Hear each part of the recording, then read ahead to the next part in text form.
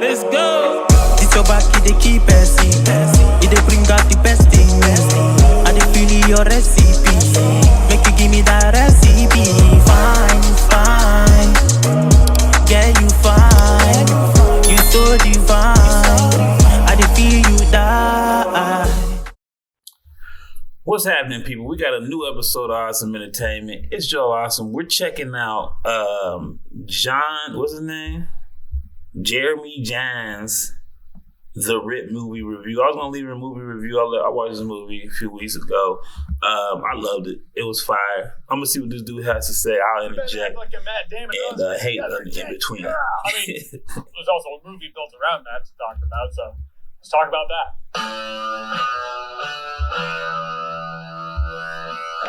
So The Rip, as I said, stars Ben Affleck and Matt Damon, directed by Joe Carnahan, director of Narc, Smoking Aces, The Grey. He's directed a lot of things, but those are three that stand out to me. So Ben Affleck and Matt Damon play a couple cops among a group of cops. They do a search and see. They did a good job of trying to figure out who it is. It's kind of like I love the review on His and Hers about the murder mystery and how you trying to figure out is this person, is that person, and they did the kind of the same thing in this one. They're actually doing it in another show that I just saw a trailer for, but I guess they're bringing back mystery, which I'm not against, but they did a great job of being mysterious about who was the snitch or the narc or the thief or whatever you want, the double stabber, the back check, the betrayer. They obviously led you on. This is a spoiler, obviously, I'm assuming you watched it. They obviously led you on with Glenn from The Walking Dead line to the group, but you knew there was something more to it. We're talking a lot of cash. A lot more cash than they thought was going to be there. The kind of cash that starts making folks act suspicious, greedy, corrupt. We all remember. The whole shit started off you didn't know if they was corrupt or not. I was still trying to figure it out from the very beginning. Are they corrupt cops or are they good cops? And the whole show, you couldn't really figure it out. I guess they were good cops. You got to count it on sight, but also but I ain't trusting. They're going to start coming for this cash. So that's the real shtick of the film. Ben Affleck and Matt Damon being on screen together, but also a bunch of cops in a house together. Antitrust starts going around among the cops on screen and the audience. Real intense situation starts brewing in this house. Because Ben Affleck and Matt Damon are on screen together. Did I mention that? All right, I'll stop with that. Why are you hating on the homies? That premise up.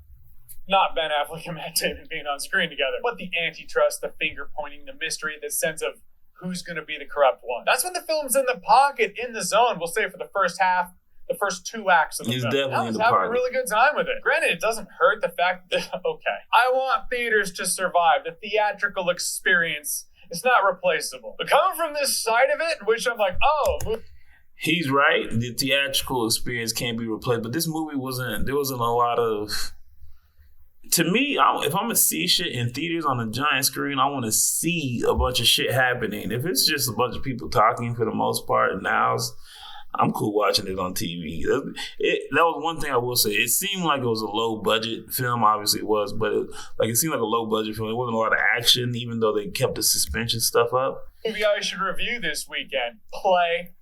Oh, I'm there. Didn't have to drive anywhere. It's pretty damn convenient. That said, Netflix buying Warner Brothers, whatever. I mean, I hope it's not the norm. All this is to say, my enjoyment in the film, I have to go in my head and go, is it because of how convenient the movie was? Not being part of the experience, though, it was enjoyable. Who should we have our eye on? Ben Affleck, Matt Damon, Stephen Yeun, Tiana Taylor? Any other names I can throw on screen to show it's not just the Ben Affleck and Matt Damon show? And although The Rip does sound like a Yellowstone spinoff, because who else do we think of when we think of The Rip? It really does remind me of a cop thriller that could have come out in the early to mid-2000s. Although I should reference Narc in that sense, it doesn't feel like Narc. It has a different vibe of Narc, though it's directed by the same director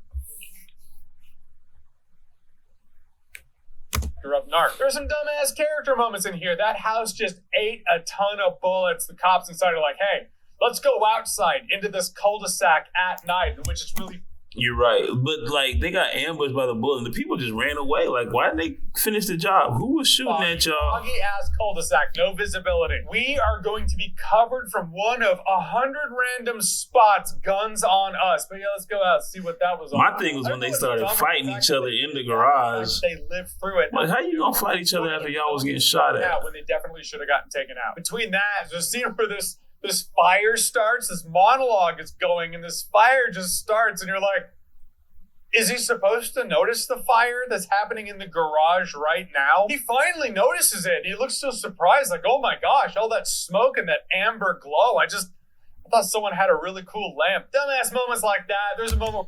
I can defend that moment. There's shit like that happens in real life all the time, especially if you're not expecting it or looking for a fucking fire.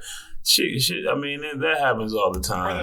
Motherfuckers get walked up on by lions and bears. You know what I mean? We'll let the fight play out, and when the inevitable monologue after the fight happens, we'll see who's on the ground, who's. You know what I'm saying? Like you either trying to con people, steal this money, or find out who's stealing this money.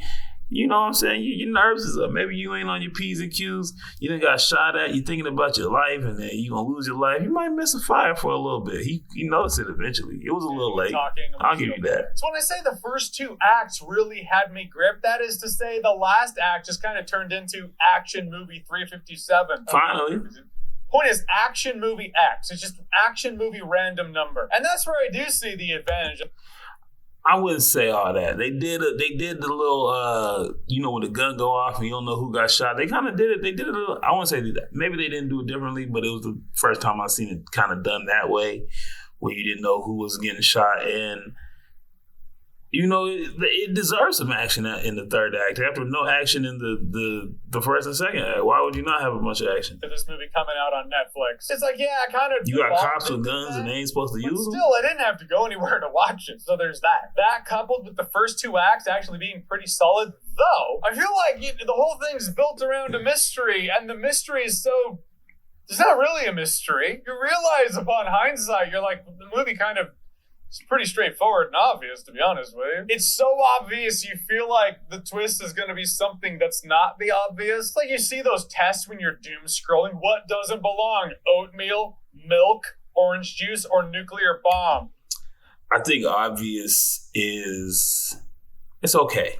It's okay sometimes as long as the execution is great. Every time you watch a superhero movie, you really think... they're going to win, and they usually do. That's obvious, you know what I mean? Superman is going to win at the end of this movie. It's obvious. Finding out this person was the back shot, you didn't know that in Act 1 and 2. Now, if you know about Act 3, like, I feel like that's just the movie. Like, come on, man. Sometime we're going to reveal it to you. I can't agree with this dude. You're like, okay, it has to be a trick. It has to be one of the other three, right? But I'm not going to take up too much time talking about this one. I'm going to speed run this video. You can catch it on Netflix if you want. That saves you time and saves you time. This one's worth checking out when it comes out on streaming, which it already has because that's how it was released. And I've noticed the comments when I say, hey, it's on streaming, so I guess you get the... Either way, I have no clue what this dude's beef with stream. Like, half this video, he's complaining about streaming, the availability of Netflix, and Ben Affleck and Matt Damon being on screen together. He didn't really review the movie. The movie was fire. You didn't need a super complex movie to keep you entertained. The acting was good. The storyline was good enough to keep up with. It was low on action, but when they did it right. There was no pussy shit, meaning the person who was supposed to die got shot and died, and he was like, hey, ain't no much. And the person who was supposed to get mercy got mercy. So I wasn't mad at it. It was entertaining. If I paid for money to see the theaters, I wouldn't have been mad. I spent my money. It was an enjoyable movie. You know what I'm saying? It's something worth watching again. If you with somebody who ain't seen it, you watch it again, you won't be mad at it. It didn't need a super complex twist. It wasn't his and hers. It really wasn't a mystery. It's just supposed to be who's double crossing who and what's going down. It's cop shit, So I fucks with it. I don't know why homie was hating. Either way, hit like, hit share, hit subscribe. I'm out. Don't play with my patience, man. They gone with the flow when they tryna fake it. That's not the way I roll. That's not the combination. You start off with the dough before you start the conversation. No one start the salutations, man, don't play with me. I'm coming from a place they would hate to be. I'm going through a phase you would hate to see. They say this life's a trip, ain't no telling where it's taking me. When you on the edge and you make your next move, better be your best. Before you throw it to the depths, better reinvest. Man, I count every moment and count every step, so I know I'm blessed. Now